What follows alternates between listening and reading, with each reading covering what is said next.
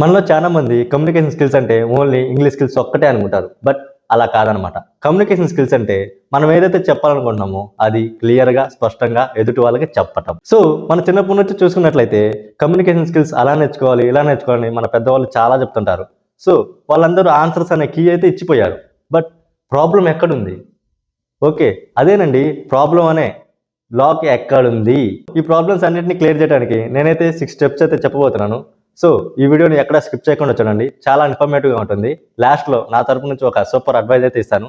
So, without further any delay let's start our video. First one వచ్చేసి listening carefully. ఈ సిట్యుయేషన్‌లో ఇద్దరైతే ఉంటారనమాట. First one వచ్చేసి సెండర్, సెకండ్ వన్ వచ్చేసి రిసీవర్. చెప్పేటోళ్ళు, వినేటోళ్ళు. ఈ సిట్యుయేషన్‌లో వినేవాళ్ళు చాలా జాగ్రత్తగా, శ్రద్ధతో వినాలన్నమాట. అలా విననప్పుడు ఏం జరుగుతదంటే చాలా క్వెషన్స్ అనేవి రైజ్ అవుతాయి. ఎలా అంటే చాలా హాఫ్ నాలెడ్జ్ అనేది ఉంటుంది. సో, ఆపోజిట్ పర్సన్ నుంచి చాలా ప్రాబ్లమ్స్ అయితే ఫేస్ అవుతాయన్నమాట. ఎలా అంటే నేనేం అడిగాను నువ్వేం చెప్తున్నావు? అనే క్వెషన్స్ అనేది రైజ్ అవుతాయి. సో, ఇలాంటప్పుడు చాలా జాగ్రత్తగా ఉండాలి. చాలా జాగ్రత్తగా వినాలి. సెకండ్ వన్ వచ్చేసి think before you start. So, ఈ సిట్యుయేషన్‌లో నువ్వు టైం అనేది తీసుకోవాలన్నమాట. ఎలా అంటే ఎదుటి వాళ్ళు ఏదైనా చెప్పినప్పుడు మనం వెంటనే రియాక్ట్ అవ్వొద్దు. కొంచెం టైం తీసుకోవాలి. ఓకేనా? టైం తీసుకొని నిదానంగా నువ్వేదైతే కొంచెం ఆలోచించి అది చెప్పాలన్నమాట. సో, ఆపోజిట్ పర్సన్ అనేవాళ్ళు కొంచెం తొందరగా చెప్పని చెప్పినా సరే wait a minute, wait a 2 minutes అని క్లియర్‌గా వాళ్ళకి చెప్పి కొంచెం ఆలోచించి క్లియర్‌గా నువ్వేదైతే చెప్పాలనుకుంటున్నావో అది వాళ్ళకి చెప్పాలన్నమాట. ఓకేనా? Third one talk slowly. So, ఈ సిట్యుయేషన్ చాలా మంది ఫేస్ చేశారనమాట. సో, ఈ సిట్యుయేషన్‌లో చాలా ప్రాబ్లమ్స్ అనేది వస్తాయి. లిటరల్లీ నేను నా ప్రీవియస్ వీడియోలో చూసుకుంటే ఏదో చెప్పాలి కదా అనేసి స్పీడ్‌గా చెప్పేసేవాడిని. సో, అలా స్పీడ్‌గా చెప్పడం వల్ల లిటరల్లీ నాకు నత్తొచ్చేసేది. ఓకేనా? సో, అలా స్పీడ్‌గా చెప్పకండి. సో, చెప్పేటప్పుడు ఒక్కోదానికి కొంచెం బ్రేక్ ఇయటం వల్ల చాలా క్లియర్‌గా, చాలా స్పష్టంగా ఉంటుంది. ఓకేనా?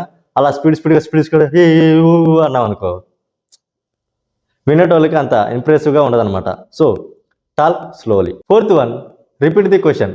సో, ఈ సిట్యుయేషన్ అనేది మనకు చాలా యూజ్ అవుతదనమాట. చూడండి, ఓ పర్సన్ వచ్చేసి జూడో సర్కిల్‌కి ఎటు వెళ్ళాలి అని నన్ను అడుగుతాడు. సో, అట్ ద టైమ్ నేను ఆ జూడో సర్కిల్‌కి రూట్ అనేది నాకు గుర్తులేదనమాట. సో, అలాంటప్పుడు నేను క్లియర్‌గా ఏం చెప్తానంటే నేనే రిపీట్ క్వెషన్ అడుగుతాననమాట. మీకు జూడో సర్కిల్ వెళ్ళాలని ఉందా? లేదంటే జూడోస్‌కి వెళ్ళాలా? అని అడుగుతా. సో, తనేమంటాడు జూడో సర్కిలే అంటాడు. సో, అట్ ద టైమ్ నేను ఆ కన్వర్జేషన్‌లో నేను ఒక డైరెక్షన్ అనేది వేస్తాననమాట. ఓకే. జూడో సర్కిల్ ఇటే వెళ్ళాలి అని. సో, ఇలాంటప్పుడు ఇంకప్పుడు క్లియర్‌గా అనేది నేను ఎక్స్‌ప్లెయిన్ చేస్తాననమాట. ఇలా డైరెక్షన్స్ తీసుకుంటే వెళ్ళిపోవచ్చు అనేసి. అలా క్లియర్‌గా రిపీట్ చేస్తూ కొన్ని సార్లు తెలియకపోయినా క్వెషన్స్ అయితే అడగొచ్చు. ఓకేనా? ఫిఫ్త్ వన్ వచ్చేసి ఓపెన్ బాడీ లాంగ్వేజ్. ఇది వర్బల్ కాదనమాట, నాన్ వర్బల్. ఎలా అంటే బాడీ గెస్చర్స్ అనమాట. ఈ సిట్యుయేషన్‌లో చాలా మంది ఏదైనా చెప్పురా అంటే మై నేమ్ ఈస్ గోవిందు అని అట్లా చెప్తారనమాట. సో, బాడీ లాంగ్వేజ్ అనేది చాలా ఇంపార్టెంట్ కీ రోల్‌ని అయితే ప్లే చేస్తది. ఏదన్నా ఎవరితో అన్నా మాట్లాడినప్పుడు.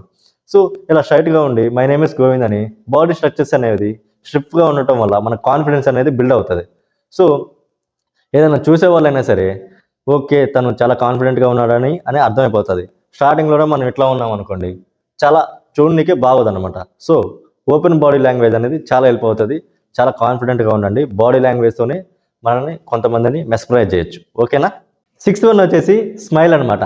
చూడండి నా స్మైల్ ఎలా ఉందో. So, why are be serious, కొంచెం నవ్వండి. నవ్వితే ఏం కాదులేండి. సో, మనం ఆపోజిట్ పర్సన్స్‌తో కొంచెం నవ్వుతూ మాట్లాడితే మన మీద good impression and positive views అనేది వస్తదనమాట. సో, ఇప్పుడు నా వీడియోలో చూసినట్లయితే స్టార్టింగ్‌లో welcome to our college explore with Govind.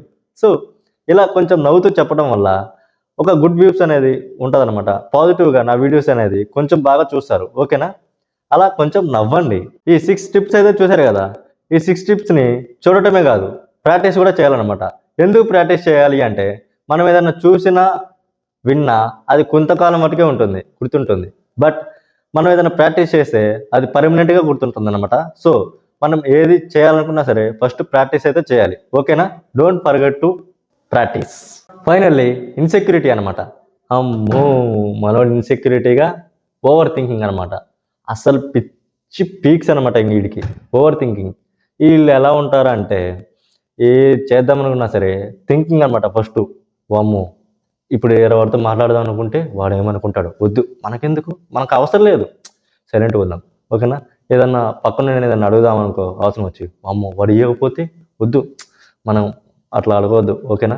సరే, ఏదన్నా ఎదుటి వాళ్ళతో కమ్యూనికేషన్ అవ్వాలి, ఏదైనా మాట్లాడాలి అంటే, ఓకేనా, అమ్మో ఇప్పుడు నేను మాట్లాడాలా, ఇప్పుడు మళ్ళీ వాడు ఏమన్నా రాంగ్గా తీసుకుంటే, నేను ఏదన్నా మాట్లాడితే వాడన్నా తప్పుగా అనుకుంటే, సో ఇలా అనుకుంటారు అనమాట. ఎప్పుడు ఇంకా నర్వస్గా ఫీల్ అయ్యి ఏదో ఒకటి అనుకుంటారు. సో ఫస్ట్ ఆ నర్వస్నెస్ని, ఆ ఇన్సెక్యూరిటీని తీసేసి పక్కన దొబ్బే. ఏదైనా కూడా ఆలోచించటం ఇంకా మానవ. ఫస్ట్ నువ్వు ఏదన్నా సాధించాలి, ఏదైనా మాట్లాడాలి, ఎదుటి వాళ్ళతో మంచిగా కమ్యూనికేట్ అవ్వాలి, ఏదన్నా చేయాలంటే ఆ ఇన్సెక్యూరిటీని తీసి పక్కన పెట్టు. ఆ ఇన్సెక్యూరిటీ ఉన్నంతసేపు నువ్వు ఏం చేయలేవు, ఎవరితో మాట్లాడలేవు, అది అవ్వదు. ఫస్ట్ ఆ ఇన్సెక్యూరిటీ అనేది తీసి పక్కన పెట్టి నువ్వు కాన్ఫిడెంట్గా నీకు ఏదైనా కావాలంటే మాట్లాడు. నీకు ఏదైనా రాదా, నాకు రాదు, ఓకే.